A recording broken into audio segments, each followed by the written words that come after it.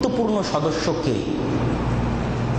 সমাজের সদস্য পরিবার। পরিবারের সবচেয়ে গুরুত্বপূর্ণ সদস্য কে? আপনারা বলেন দেখি। হ্যাঁ, বাবা, মা। মা পরিবারের সবচেয়ে গুরুত্বপূর্ণ সদস্য হচ্ছে মা। ইসলামে একটা মহিলার, একটা মেয়ের কতটা গুরুত্ব তা আমি আপনাকে বলে বুঝাতে পারবো না। শুধু ইসলামে না, প্রত্যেক যাদের মাথায় ফি মুখ, সৌদিতে বলে না, যাদের মাথায় ঘেলু আছে, প্রত্যেক আল্লাযী ফি মুখ, যার মাথায় মুখ আছে, মুখ মাফি নয়, সে জানে যে একজন মহিলার গুরুত্ব কতখানি। এবং আমাদের চাইতে ইহুদি খ্রিস্টান বিশ্ব শতগুণ বেশি জানে যে একজন মহিলার গুরুত্ব কতখানি। একটা গাছ বড় হয়, কিন্তু ওই গাছের গোড়ায় কিন্তু পানি ঢালার জন্য একজন মালিনী লাগে।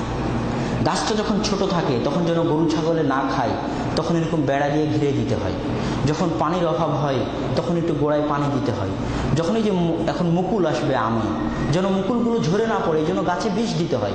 এর জন্য কিন্তু একজন লাগে। তারপরে গাছটা বড় হয়, তারপরে গাছটা আম দেয়, তারপরে আমগুলো পাকে, তারপরে সেগুলো আমরা খাই, তাই না? তো দুনিয়ার প্রত্যেকটা ছেলে মানুষ হচ্ছে গাছগুলোর মতো, আর প্রত্যেকটা মেয়ে মানুষ হচ্ছে ওই মালিনীর মতো, যে গাছের গোড়ায় পানি দেয়, যে গাছকে ঘিরে রাখে। ঝড় বৃষ্টি থেকে গাছ যখন ছোট চিকন থাকে তখন একটা লাঠি গেড়ে দেয় গাছের গোড়ায়, দেয় না? যেন ঝড় বৃষ্টিতে হালে না পড়ে। তো প্রত্যেকটা মহিলা হচ্ছে এইরকম। রাসূল সাল্লাল্লাহু আলাইহি ওয়াসাল্লাম খাদিজা রাদিয়াল্লাহু তাআলা আনহু যতক্ষণ তার স্ত্রী ছিলেন ততক্ষণ দ্বিতীয় কোনো মেয়েকে তিনি বিবাহ করেননি। খাদিজা ছিলেন কুরাইশের, তৎকালীন মক্কার যারা সবচেয়ে বড় ধনী তাদের একজন। তিনি তার অর্থ সম্পদ, ধন সম্পদ, মানসিকতা সব কিছু রাসূলের সামনে লুটিয়ে দিয়েছে। আল্লাহ রাসূল হেরা গুহায়, মক্কায় গেলে দেখবেন ওই হেরা গুহায় উঠে দেখবেন খাদিজা এত বড় ধনী মহিলা হওয়ার পরও, বয়সে বড় হওয়ার পরও খাবার নিয়ে সেখানে আল্লাহ রাসূলের কাছে গেছেন, জাননি? যখন আল্লাহ রাসূল এসে বলেছে খাদিজা জাম্মিলুনি জাম্মিলুনি, আমাকে চাদর দিয়ে জড়িয়ে দাও, আখশা আলা নাফসি, আমি আমার জীবনের উপর ভয় পাচ্ছি, আমি মারা যেতে পারি। তখন খাদিজা বলছে কাল্লা, কখনো নয়, আল্লাহ আপনাকে ধ্বংস করবেন না। অভয় বাণীটা কে দিচ্ছে? খাদিজা। ওরাকা বিন নাওফেলের কাছে কে নিয়ে যাচ্ছে? খাদিজা। সবার আগে ঈমান কে আনয়ন করছে? খাদিজা। আপনি বলতে পারেন যে ইসলামের জন্য গাছ হয়তোবা মুহাম্মদ সাল্লাল্লাহু আলাইহি ওয়াসাল্লাম, কিন্তু এই গাছে পানি কে দিয়েছে? খাদিজা রাদিয়াল্লাহু তাআলা আনহা। এই জন্য রাসূল সাল্লাল্লাহু আলাইহি ওয়াসাল্লাম জানতেন যে একজন মেয়ের গুরুত্ব একটা পরিবারে কতখানি। এই জন্য নেপোলিয়ন বোনাপার্ট একটা কথা বলেছে যে যদি তুমি আমাকে, if you get me an educated mother, যদি তুমি আমাকে একটা শিক্ষিত মা দাও, I will get you an educated nation, আমি তোমাকে একটা শিক্ষিত জাতি উপহার দেব। আর আমি আপনাকে বলবো যে যদি আপনারা আমাদের মা এবং বোনেরা, আমরা যদি একটা আয়েশা রাদিয়াল্লাহু তাআলা আনহার মতো, খাদিজা রাদিয়াল্লাহু তাআলা আনহার মতো মহিলাদের একটা জেনারেশন উপহার দিতে পারি, তাহলে তারা আমাদেরকে আবার ওমর ইবনুল খাত্তাব উপহার দিবেন, তারেক বিন জিয়াদ উপহার দিবেন, সালাহুদ্দিন আইয়ুবী উপহার দিবেন, মুহাম্মদ বিন কাসিম উপহার দিবেন, ইখতিয়ারউদ্দিন মোহাম্মদ বিন বখতিয়ার খিলজি উপহার দিবেন।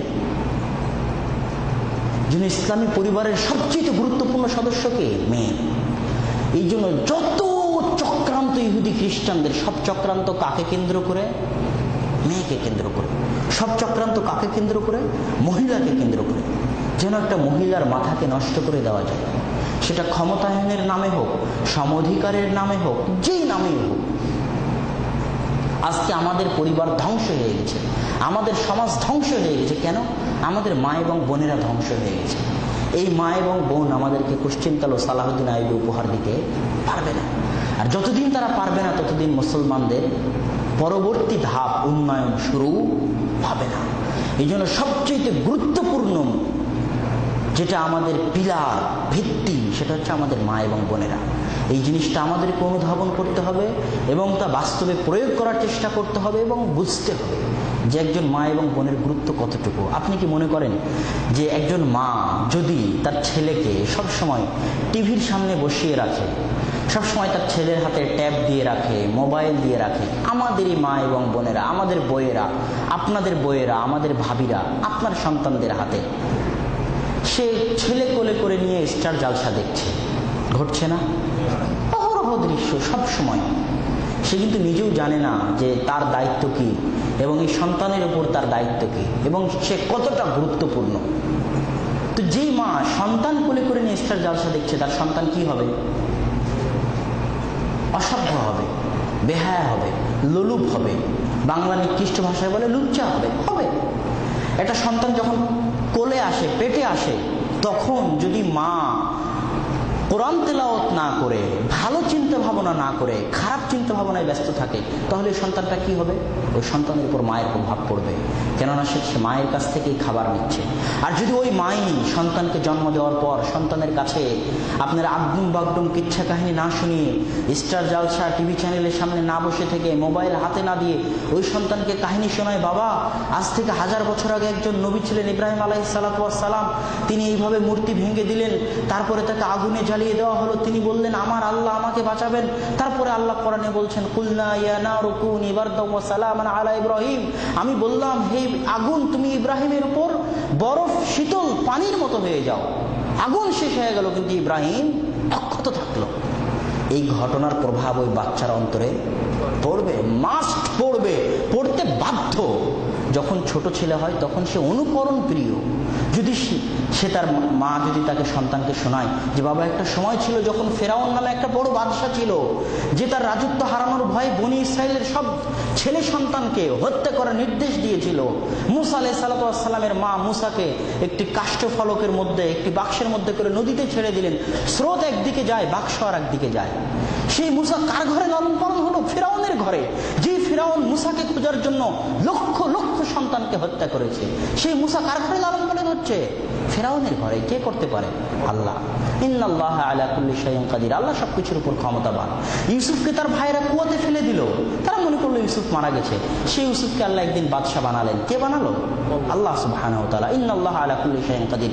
এই ঘটনাগুলো যদি আপনার বউ, আপনার স্ত্রী, আমাদের মায়েরা তাদের সন্তানদেরকে শোনায়, তাহলে এই সন্তান একদিন বড় হয়ে সালাহুদ্দিন আইয়ুবী হবে এবং এই জাতিকে তার যে অধঃপতন, এই অধঃপতন থেকে মুক্তি দিবে।